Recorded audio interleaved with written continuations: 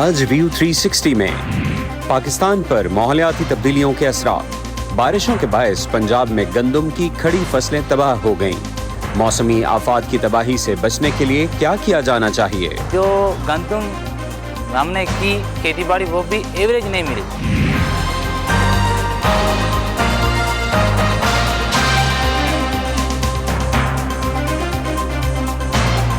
Voice of امریکہ کے Washington studios میں آپ سب کو خوش آمدید۔ آپ دیکھ رہے ہیں پروگرام ویو 360 اور میں ہوں محمد عاطف۔ پاکستان میں گزشتہ برس کے تباہ کن سیلاب کے اثرات ابھی تک موجود ہیں اور اس کے نتیجے میں بے گھر ہونے والے بہت سے افراد ابھی بھی بے سر و سامان ہیں۔ اس سیلاب سے تقریباً 3.5 کروڑ افراد متاثر ہوئے اور اقوام متحدہ کے ادارے UNDP کے مطابق مزید 1 کروڑ افراد غربت کی لکیر سے نیچے جا چکے ہیں، جبکہ ملک کے مختلف حصوں میں شدید بارشوں کا سلسلہ پھر سے شروع ہو چکا ہے۔ آج کے پروگرام میں ہم ماحولیاتی تبدیلی سے پاکستان کو لاحق خطرات کا جائزہ لیں گے اور بات کریں گے کہ ان تمام پہلوؤں پر جو اس چیلنج سے متعلق ہیں۔ لیکن پہلے یوکرین پر روس کے تازہ ترین حملوں کی خبر۔ روس نے آج یوکرین کے دارالحکومت کیف سمیت کئی شہروں پر میزائل حملے کیے ہیں۔ تازہ ترین اطلاعات کے مطابق ان حملوں کے نتیجے میں اب تک تقریباً 1 درجن سے زائد افراد ہلاک ہوئے ہیں، جن میں ایک 3 سالہ بچہ اور خواتین بھی شامل ہیں۔ یہ حملے ایسے وقت میں شروع کیے گئے ہیں جب یوکرین روس کی طرف سے قبضہ کیے جانے والے علاقوں کو واپس حاصل کرنے کے لیے حکمت عملی پر کام کر رہا ہے۔ دوسری جانب پاکستان نے کہا ہے کہ وہ یوکرین روس تنازع میں غیر جانبداری کی پالیسی پر عمل پیرا ہے اور اس تنازع میں کسی بھی فریق کو کسی قسم کا اسلحہ یا گولہ بارود فراہم نہیں کر رہا۔ پاکستان کی وزارت خارجہ کی ترجمان ممتاز زہرہ بلوچ نے یہ بات جمعے کو معمول کی نیوز بریفنگ کے دوران میڈیا میں آنے والی ان خبروں پر تبصرہ کرتے ہوئے کہی جن میں یہ دعویٰ کیا گیا تھا کہ یوکرین کو دیگر ممالک کے علاوہ اب پاکستان سے بھی اسلحہ مل رہا ہے۔ BBC نے ایک رپورٹ میں یوکرین کے ایک بٹالین کمانڈر ولادیمیر کے حوالے سے دعویٰ کیا ہے کہ یوکرین کا گولہ بارود کا ذخیرہ ختم ہو چکا ہے اور اب وہ دیگر ملکوں سے حاصل ہونے والے راکٹوں پر انحصار کر رہا ہے۔ ان کی سپلائی جمہوریہ چیک، رومانیہ اور پاکستان سے آ رہی ہے، لیکن یوکرین کے فوجی کمانڈر نے شکایت کی کہ پاکستان سے آنے والے راکٹ اچھے معیار کے نہیں ہیں۔ پاکستان عالمی سطح پر گرین ہاؤس گیسوں کے اخراج کے لیے صرف 1% کا ذمہ دار ہے۔ گزشتہ سال مونسون کی بارشوں سے پاکستان میں تقریباً 3 کروڑ 30 لاکھ افراد متاثر ہوئے، جبکہ 1800 کے قریب ہلاکتیں ہوئیں اور 2.5 کروڑ سے زائد افراد کو مالی امداد کی ضرورت ہے، جبکہ 1.5 کروڑ افراد کو خوراک کے لیے مدد درکار ہے۔ تباہی کے بعد اکٹھے کیے جانے والے اعداد و شمار کے مطابق سیلاب سے 14.9 ارب ڈالرز کا نقصان ہوا، جبکہ معاشی نقصان 15.2 ارب ڈالر ہے۔ متاثرہ افراد اور خاندانوں کی بحالی کے لیے کم از کم 16.5 ارب ڈالر درکار ہیں۔ 2022 کے سیلاب سے بیشتر فصلوں کو بھی نقصان پہنچا۔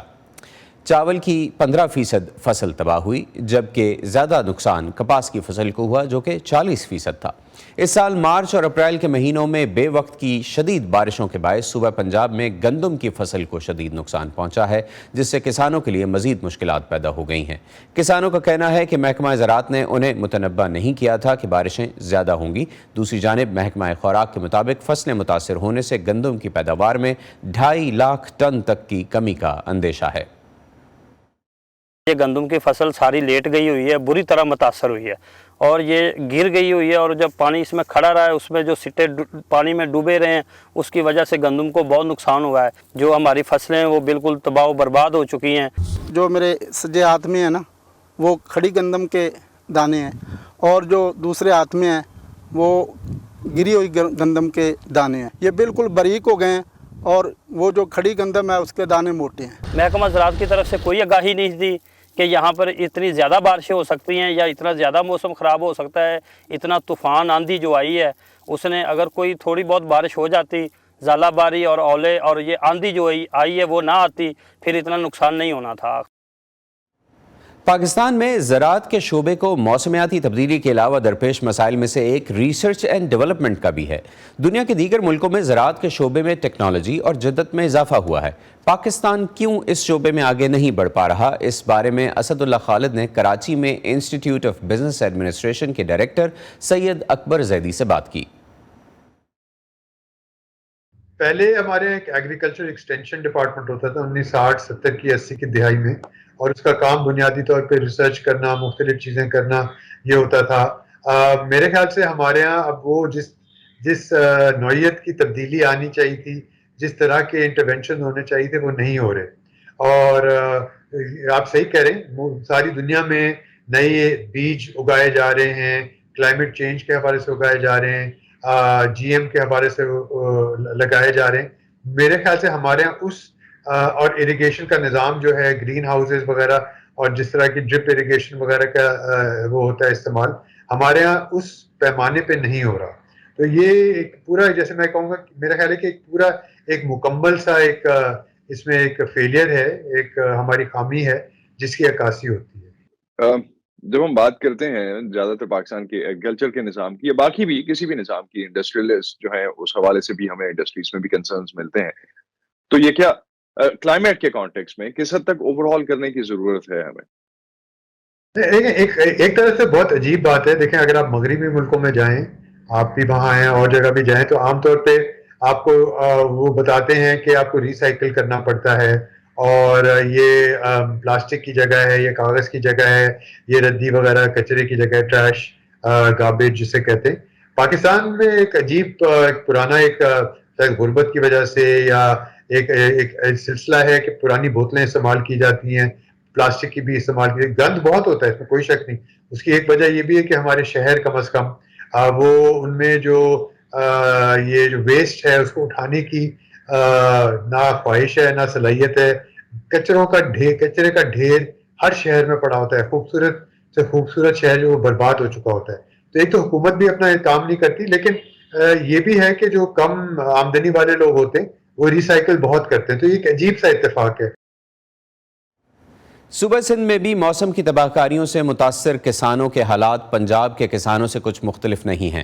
ہماری رپورٹر سدرا ڈار سیلاب کے بعد کی صورتحال پر رپورٹنگ کے لیے سندھ کے دیہاتوں میں گئیں اور کسانوں سے ان کی مشکلات پر بات کی. جو ہم کو کھانے کے لیے ہم گندم رکھتے تھے, وہ ہم مطلب کنک سے ملتی تھی, اور جو پیسے ہوتے تھے وہ ہمارے نکلتے تھے کپاس سے. کپاس تو ہماری تباہ ہو گئی, اور جو گندم ہم نے کی کھیتی باڑی وہ بھی ایوریج نہیں ملی. مزدوری تو اس وقت ہے ہی نہیں, اور یہاں کے حالات اتنے خراب ہیں ان کے فلڈ کے بعد, اتنی مطلب کہ بیماریاں گیسٹرو ملیریا زیادہ ہو گئے کہ ہم پریشان ہیں.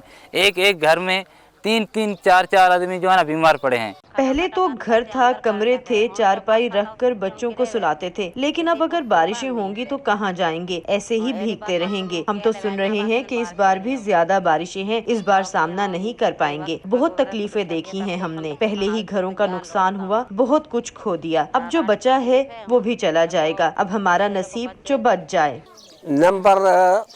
ایک نمبر ہے وہ 150 من گندم دیتا تھا ان سیلاب سے پہلے. ابھی اس نے کیا دیا ہے 35 من, 30 من, 35 من, 25 من, کہاں سے قرضہ دیں گے.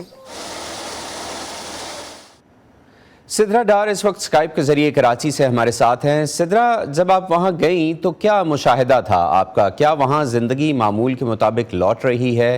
کیا حالات ہیں اس وقت ان متاثرین کے؟ عاطف, لوگ تو وہاں پر پہلے سے ہی جب حالات بہت برے تھے, یعنی کہ پانی کھڑا ہوا تھا, تب سے ہی جا کر سیٹل ہونے کی کوشش کر رہے تھے. لیکن جو ان کا دار و مدار ہے اپنی زندگی گزارنے کا, وہ فصلوں پر ہے. ایک فصل جو ان کی تباہ ہوئی وہ تو سیلاب میں ہوئی, اس کے بعد جو پانی کھڑا رہا ہے 4 سے 5 ماہ تک, اس کی وجہ سے ان کو آگے بڑی مشکل ہوئی. اب جو فصل ان کی تیار ہو رہی ہے وہ موسم ایسا ہے کہ اس میں نہ چاہتے ہوئے بھی ان کو کٹائی کرنی پڑی, اور وقت سے پہلے. یعنی کہ بہت سے ہاری ہیں جن کا یہ کہنا ہے کہ ہم نے زمین پہ ہل نہیں چلایا, اس میں اس طرح سے کام نہیں کیا جیسے پہلے کرنا چاہیے تھا, کیونکہ ہمارے پاس وقت نہیں تھا. جیسے جیسے وقت گزر رہا تھا ہمیں یہ خدشہ تھا کہ مزید پیداوار کم ہوگی. جیسے کہ ابھی آپ نے کسان کا ساؤنڈ بائٹ سنا ہے جس میں وہ کہہ رہے ہیں کہ پہلے کتنی زیادہ پیداوار تھی لیکن اب اس کا ہاف ہو گئی ہے.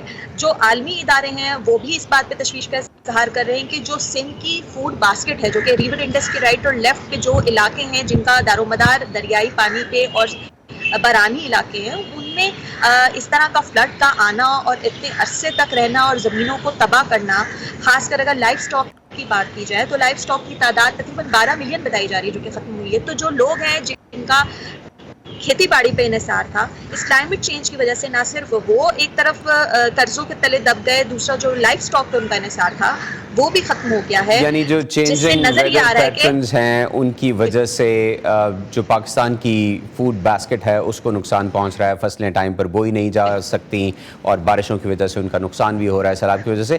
क्या इन लोगों तक कोई इमदाद पहुंची है हुकूमत की तरफ से या बैनुल अक़वामी इदारों की तरफ से? हम जितने डिस्ट्रिक्ट्स में गए हैं और जितने अंदर गाँव में गए हैं, हमने जो पहले देखा था तो उसमें ये था कि जो वर्ल्ड फूड प्रोग्राम के तहत लोगों को राशन मिल रहा था वो तो नज़र आया था उस वक्त तक, लेकिन अभी जिन लोगों से हमारी बात हुई है हर बंदे के पास इमदाद नहीं पहुंची है और हर बंदे के पास ना खैमा है और ना ही खाने के लिए कुछ है। तो ये एक अलमिया है, लोग ये कह रहे हैं कि हमें उस तरह से इमदाद नहीं मिली। यहाँ तक के लोग ये भी अवेयर हैं कि जो बैनुल अक़वामी इमदाद आई थी वो भी उन तक नहीं पहुंची है। यही वजह है कि जो स्टैटिस्टिक्स आ रहे हैं उसमें ये बताया जा रहा है कि आने वाले वक्त में तकरीबन 8.6 मिलियन लोग होंगे जो भूख और अफलास का शिकार होंगे। सिद्रा, क्या वजह है ये इमदाद ना पहुंच पाई? क्विकली बताइएगा क्या वजह है कि ये इमदाद नहीं पहुंच पाई, डिस्ट्रीब्यूशन क्यों नहीं हो पा रही? गवर्नर्स के इशू नजर आ रहे हैं। लोगों का ये शिकवा है कि जब बारिशें होने वाली थी तब भी हुकूमत की जानिब से कोई खबरदार नहीं किया गया था और जब ये सब कुछ हो गया तो उसके बाद भी जो डिस्ट्रीब्यूशन के मामला थे लोगों की उन तक रसाई नहीं थी और ना हुकूमत उन तक पहुंची। बहुत से ऐसे इलाके हैं जहां पर अभी तक हमें देखने नहीं। हुकूमत का इस पे कोई मौक़िफ़ है? क्विकली बताइए। हुकूमत से हमारी जब भी बात हुई है वो कहते हैं कि हमारी तरफ से इमदाद जारी है और जो प्रेफर करते हैं वो बेनज़ीर इनकम सपोर्ट को देते हैं, जो मेरे ख्याल से और जो लोगों से हमारी बात हुई है वो नाकाफ़ी है। बहुत शुक्रिया सिद्रा डार, आपने कराची से हमें इस बारे में तफसीलात फराहम की। गुज़िश्ता साल सैलाब के बाद मुतासरा इलाकों में पानी खड़े रहने से वहाँ मलेरिया और दीगर अमराज में तेज़ी से इजाफा हुआ। आलमी इदारा सेहत के मुताबिक पाकिस्तान में 2022 में मलेरिया के तकरीबन 3.5 करोड़ केसेस रिपोर्ट हुए, जिसमें 78% सिंध और बलूचिस्तान से थे, जबकि 2021 में इनकी तादाद 2.5 करोड़ से ज़्यादा थी।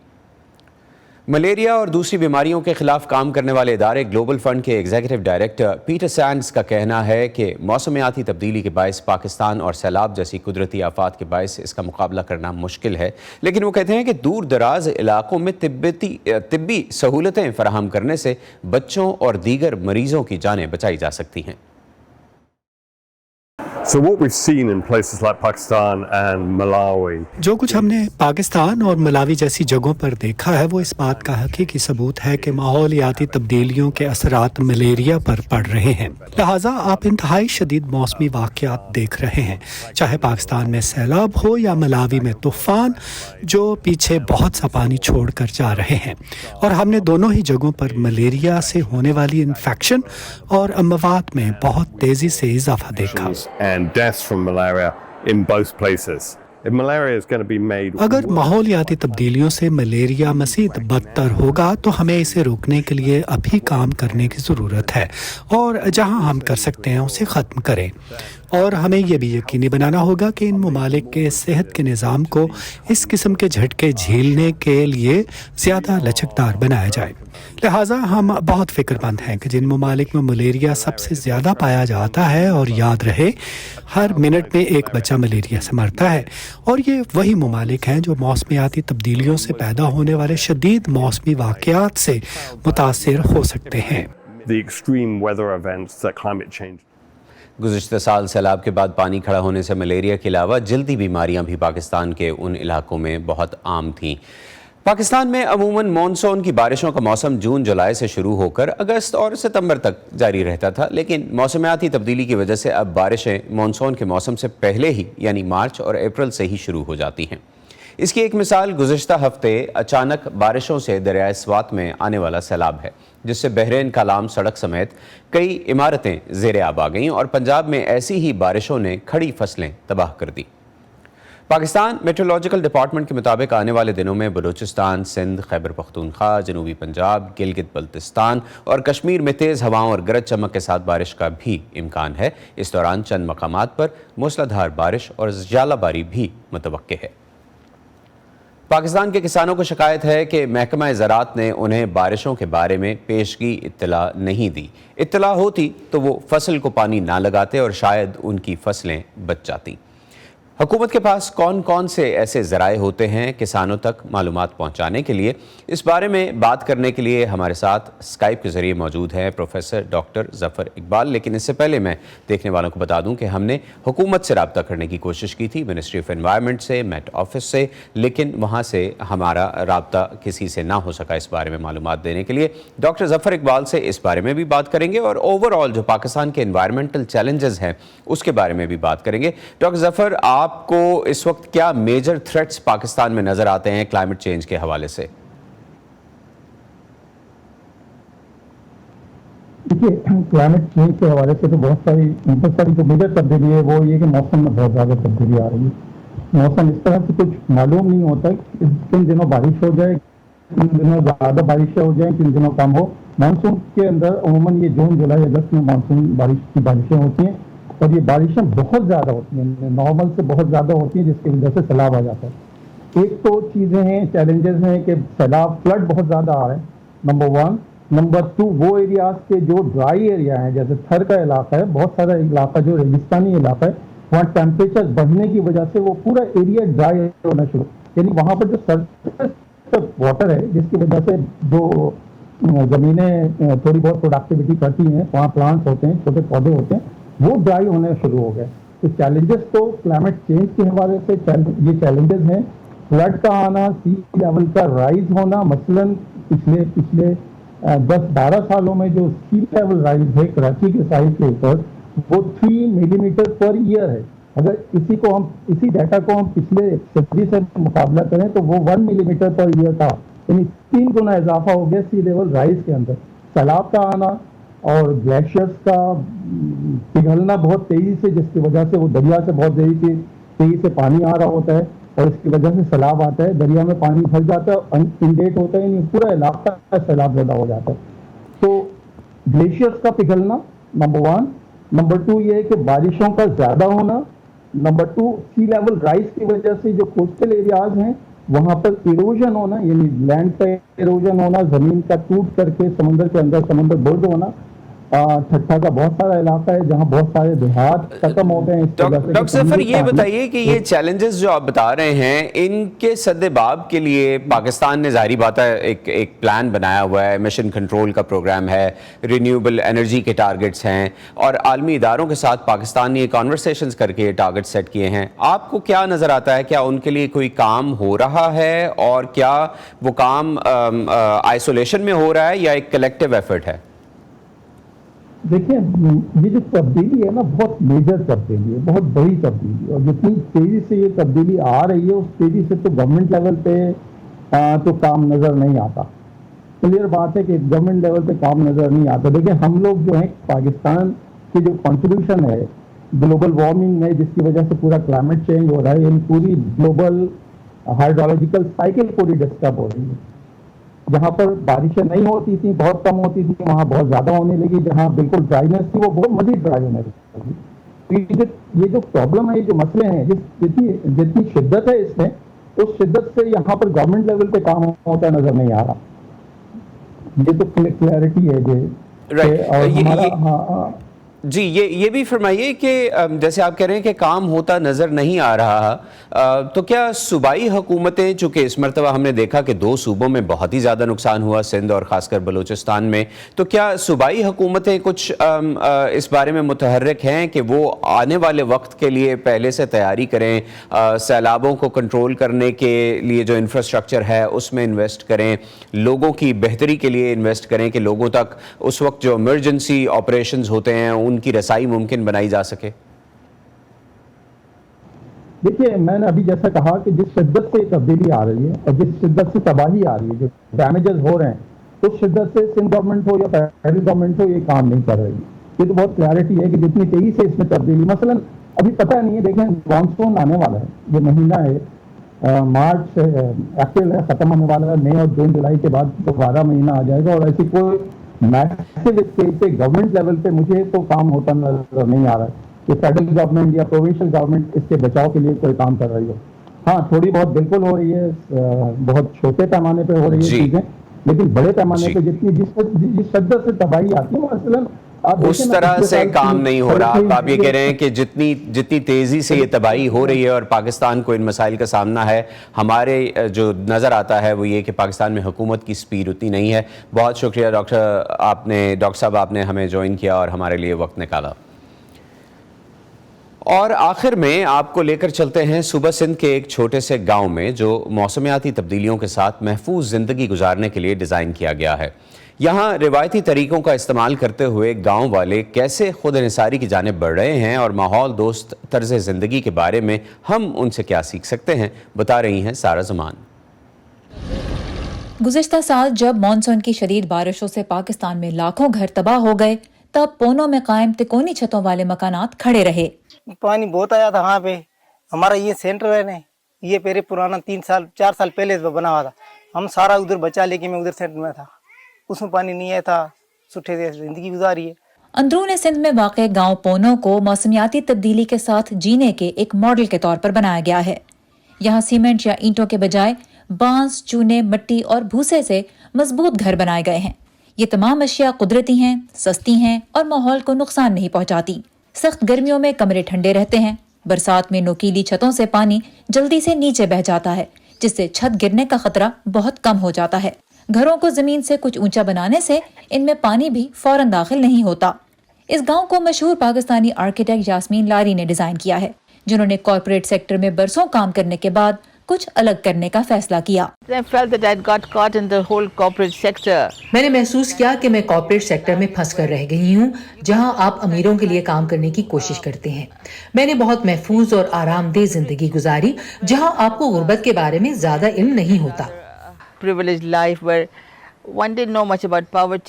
2005 میں پاکستان میں آنے والے تباہ کن زلزلے نے, جس میں تقریباً 80,000 افراد ہلاک ہوئے, یاسمین لاری کو ایسے گھر بنانے کے بارے میں سوچنے پر مجبور کیا جو آفات کا سامنا کر سکتے ہوں. اس کے لیے انہوں نے ملک کے جنوب میں صحراؤں اور شمال میں پہاڑوں میں تعمیرات کے طریقوں پر غور کرنا شروع کیا.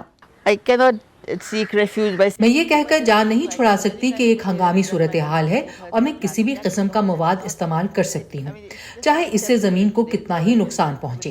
یہ آج کی دنیا میں قابل قبول نہیں ہے جب ماحولیاتی تبدیلی کا خطرہ ہمارے سامنے ہے. پاکستان کا شمار دنیا کے ان ممالک میں ہوتا ہے جو کلائمیٹ چینج سے بہت زیادہ متاثر ہو رہے ہیں. یہ گھر دیکھنے میں تو بہت سادہ ہیں, لیکن ایک پیچیدہ مسئلے کا حل پیش کرتے ہیں لوکلی اویلیبل مٹیریل کے ساتھ, جسے سمارٹ ڈیزائن کے ذریعے استعمال کیا گیا ہے. رضاکاروں کی مدد سے یاسمین لاری کی ٹیمز نے مقامی لوگوں کو تربیت دی ہے, جنہوں نے ہزاروں ایسے گھر اور شیلٹرز بنائے ہیں جو ماحول دوست اور آفات سے مقابلہ کرنے کے قابل ہیں. پونوں میں زیادہ تر مکانات پچھلے سال کے سیلاب کے بعد بنائے گئے, لیکن علاقے میں تیزی سے مقبول ہو رہے ہیں. دوسرا گاؤں والا بول رہا ہمارے کو بھی بنوا کے دو. اب یاسمین لاری کا مشن ایسی آبادیاں قائم کرنا ہے جو اپنے بلبوتے پر جی سکیں. پونوں میں شمسی توانائی سے چلنے والی بیٹریاں گھروں کے لیے بجلی پیدا کرتی ہیں. لوگ کمیونٹی گارڈن میں اپنے لیے خوراک اگاتے ہیں. ہینڈ پمپ طویل فاصلے سے پانی لاتے ہیں, جس سے خواتین کا بہت سا وقت بچ جاتا ہے. کچھ خواتین اس وقت کو گھر سے ہی چھوٹے کاروبار چلانے کے لیے استعمال کر رہی ہیں. یاسمین لاری کا بنایا پاکستان چولہا خواتین میں بہت مقبول ہے, کیونکہ اس سے دھواں ان کی طرف نہیں آتا اور اسے بنانا سکھا کر کئی دیہی خواتین روزی بھی کماتی ہیں. میں اپنے شوہر کے ساتھ موٹر سائیکل پر دوسرے گاؤں جاتی ہوں. میں خواتین کو اسے بنانا سکھاتی ہوں, پیسے کما کر شام کو واپس آتی ہوں. آج جب پاکستان بین الاقوامی برادری کی طرف دیکھ رہا ہے کہ وہ گزشتہ سال کے تباہ کن سیلاب کے بعد تعمیر نو میں مدد کرے, یاسمین لاری کی نظر میں بیرونی امداد مسائل کا حل نہیں. ہمیں خیرات نہ دیں, ہمیں لوگوں کی صلاحیتوں اور سکت کو بڑھانے کی ضرورت ہے, اور پھر یہ حیرت انگیز کام کر سکتے ہیں. Sara Zaman, Voice of America, پونو, سندھ. اب تک لیے اتنا ہی. محمد عاطف کو اجازت دیجیے. خدا حافظ.